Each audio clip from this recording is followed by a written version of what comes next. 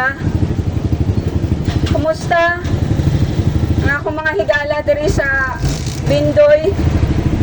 Hinaot nga ang gugma, ang grasya, ang kaluoy sa Ginoo maanaa ninyo.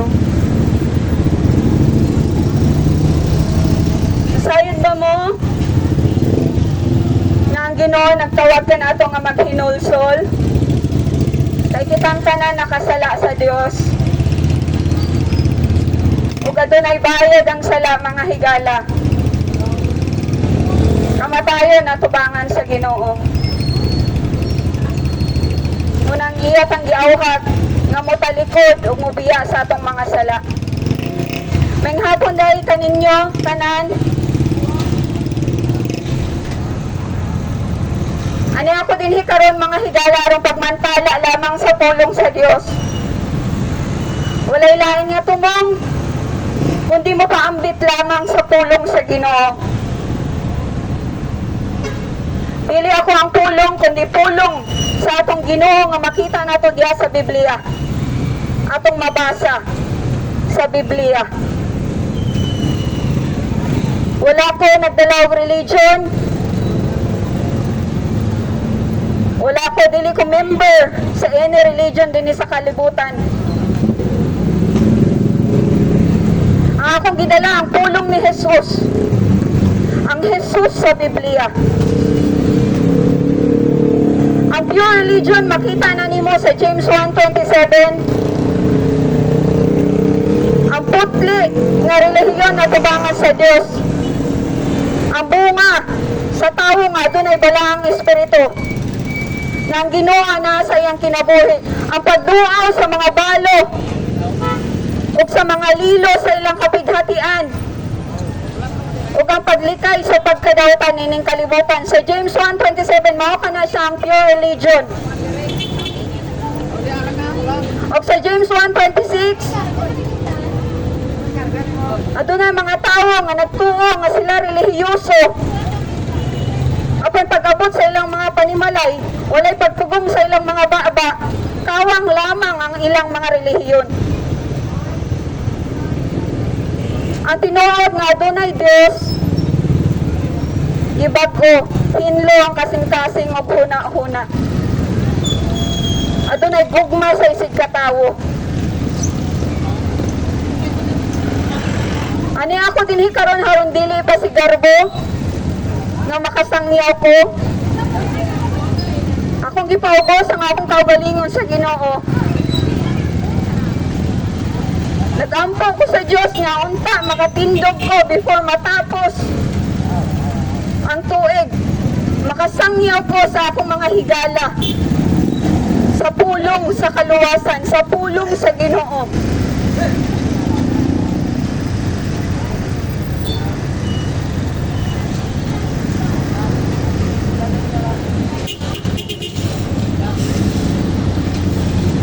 Sumala sa Biblia mga higala. Hebrews 9:27. It is appointed unto man to die once, after that the judgment. Itakda sa matag usa kanato ang mamatay, humani ana ang adlaw sa paghukom. Hebrews 9:27. Makita nato na karon dinhi sa kalibutan na even sa atong mga family na ay mga nangawala, nangamatay tungod kay gitakda ka na ang matag usa kanato nga mamatay, humani ana ang adlaw sa paghukom. That's why gikinahanglan nato nga mangandam sa pag-atubang nato sa Ginoo.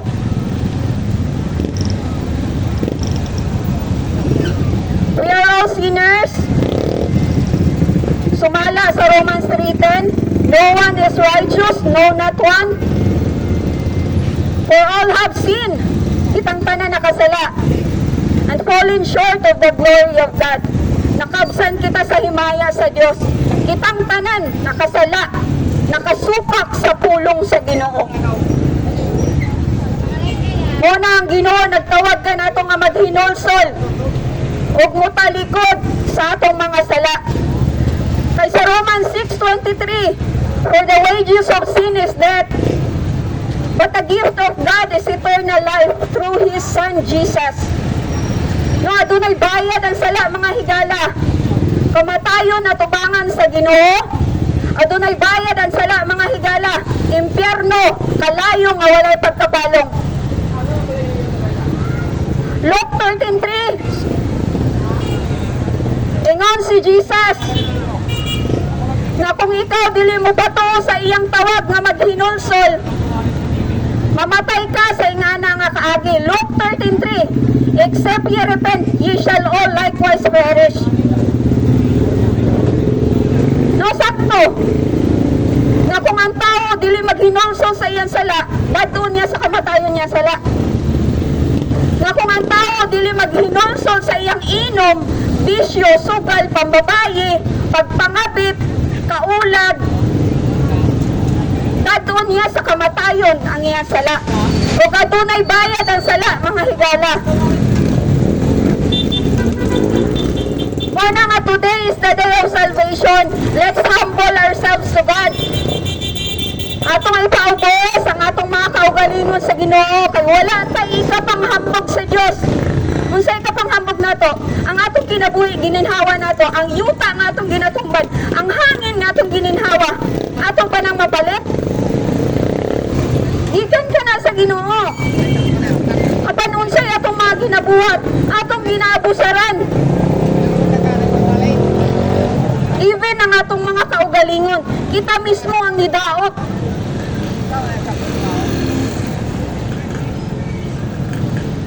Wala na ito hatagi o bili. Ang kinabuhi nga gihatag sa Ginoo. Kinabuhi nga kita ang manubad at tubangan sa Ginoo. Kinabuhi nga unta.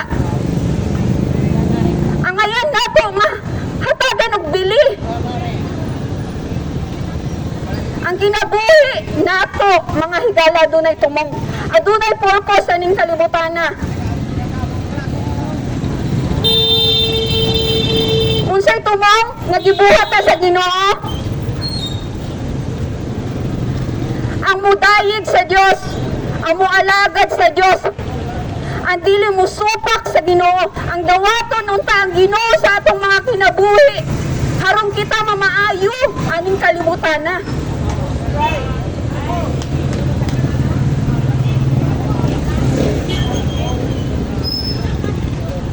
Wala ta kabalo sa atong kinabuhi, no, mga higala. Possible na isang oras na lang tayo dire.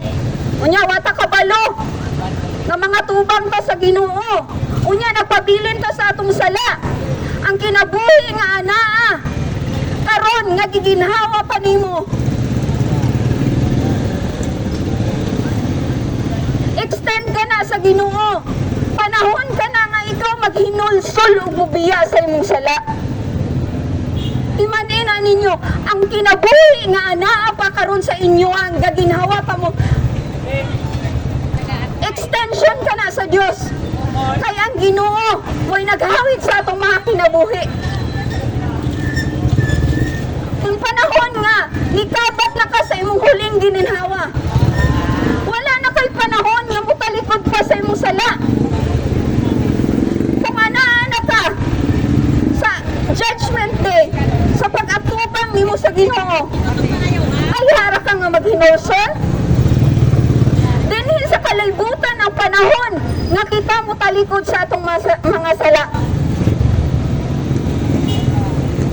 Ang bunga sa katawhan sala, ang tinuod nga sakit sa tawo sala. Makighilawason, mananapaw, maibugon, mapasagaron, musimbag mga Diyos, makauulaw, makailibgon. Ang mga babae kaniadto, mga nindot kay panamit, tabon kayo sa ilang mga lawas. Ang mga babae karon halos maghubo na lang din sa online, halos maghubo na lang din sa kadalanan. Mga laway kay mga sinuotan. Ingana no, ang atong kapanahunan karon wala ta masayod nga ang atong ginabuhat, nga ang atong gihigugma sala day atubangan sa Ginoo. Atong dawaton nga kita na nga salaag kay wala ang Ginoo na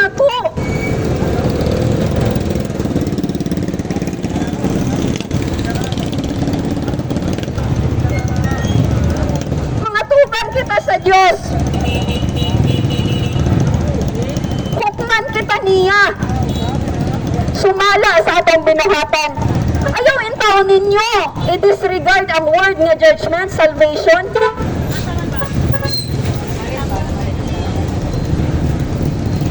Ang kamatayon ni Jesus dili siya natural ra nga, simple ra ka. Ang kamatayon ni Jesus dulot sa imong kasing-kasing. Kay di pa kamatyan ka. Adunay dugo sa Ginoo nga naula dito sa cross aron bayran ang atong mga sala.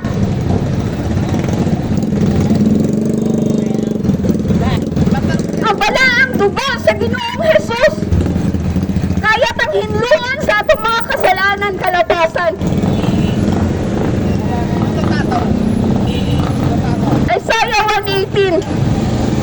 Bagaman ang iyong kasalanan ay mapula, magiging maputi ito na parang niebe.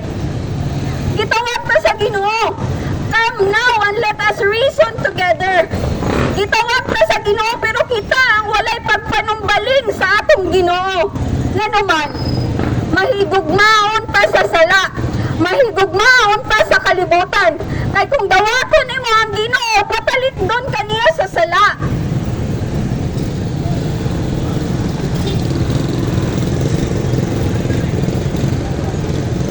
Walay laing gusto ang Ginoo kundi kitang tanan makaampon o kasing-kasing nga mapainobstanon, kasing-kasing nga mahigugmaon sa pulong sa Ginoo, kasing-kasing nga dugmok sa sala. Ang uban, ngayon sila, proud pa kayo, tao raman ta makasasala. Tinuod ba na siya? Pero dili na ni mo ang ikapanghambog. Ang ngayon ka magdugmok anang butanga, kay di pa kamatyan ka sa Diyos. Proud kaayo ta. Andiat, gikalipay na nato ang atong sala. Bisyo, sugal, sigarilyo, inom. Hangtod ang atong direksyon, wa na gyud. Layo na gyud kaayo sa Ginoo.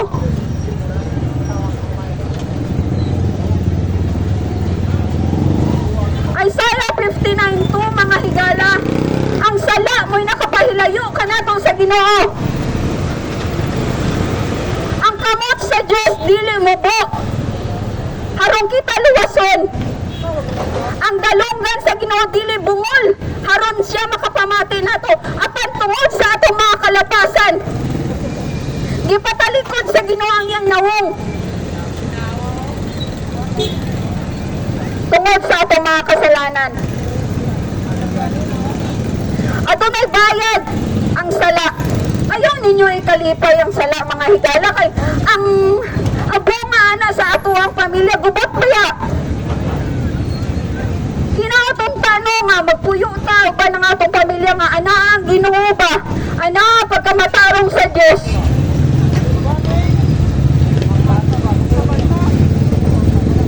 Kahit lagi ang pa ninyo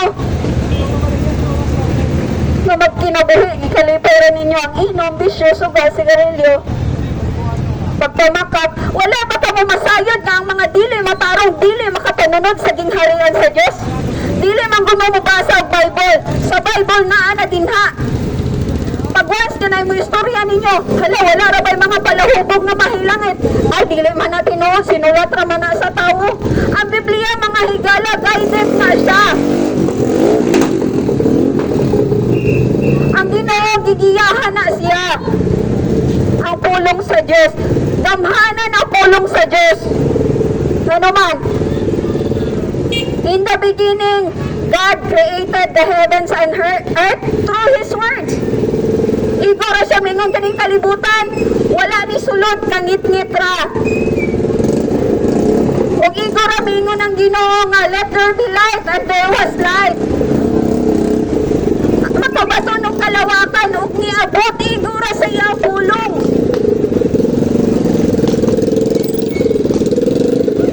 Yan sa John 1:1.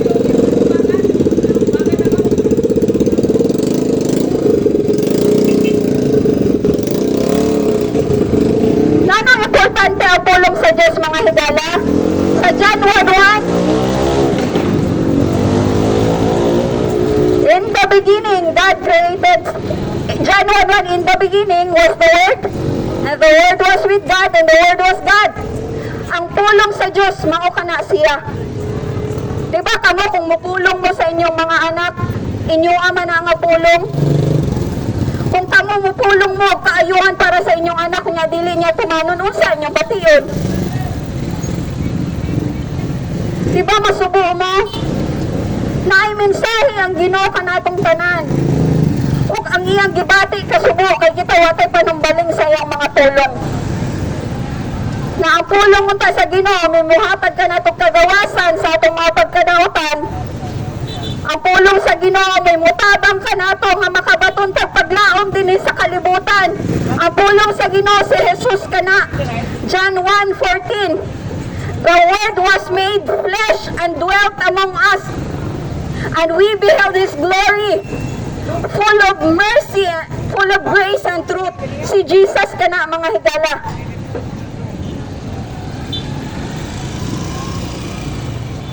Kaya ka nang buhaton sa Ginoo kay gamhanan biya kayong Ginoo. Iguro siya mo bungat ana dayon. So i-manifest na niyo pagtuo mga higala.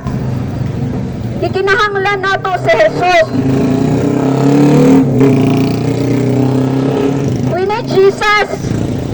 Ang Jesus sa Bible. John 3:36. He that believeth on the Son hath everlasting life. And he that believeth not the Son hath not seen life, but the wrath of God abideth on him. No? Ang tao nga nito sa Ginoong Jesucristo, ito sa iyang ebanghelyo.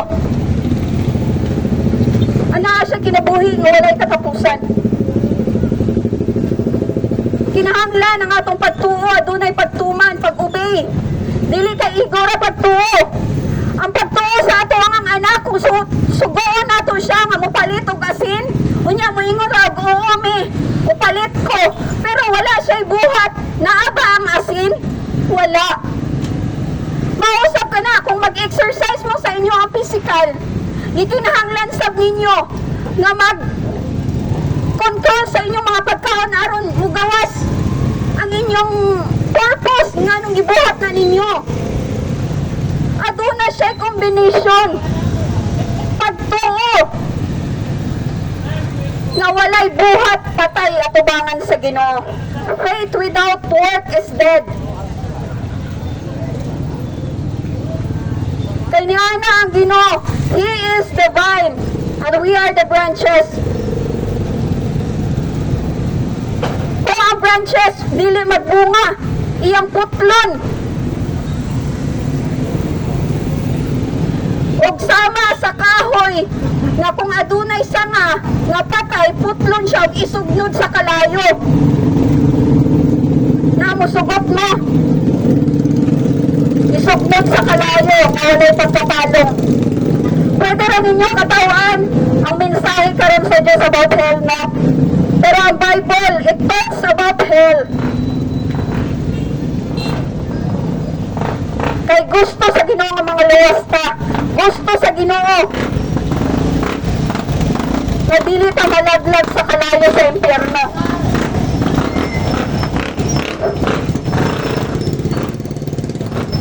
Ang maayong balita sa Diyos na dili nato kinahanglan nato sa impyerno uban ang yawa. Kinahanglan nato na mupaubos sa atong mga kaugalingon, mutawag sa Ginoo, mudol kaniya, mukonfess ta sa atong mga sala, kay kitang tanan nakasala. Walay isa nga walay sala. Kamo nasayod mo sa inyong mga sala.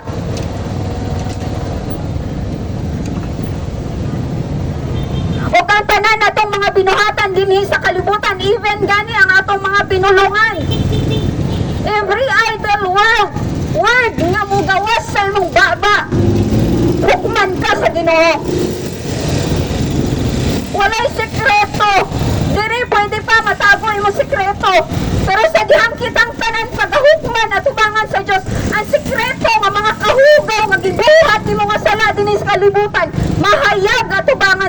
niya ganahan mo. Tapos kasi lagi ninyo ang sala. Kaya pabag-uon sa Diyos. Ni-offer siya og salvation. But we need to humble ourselves and turn to God.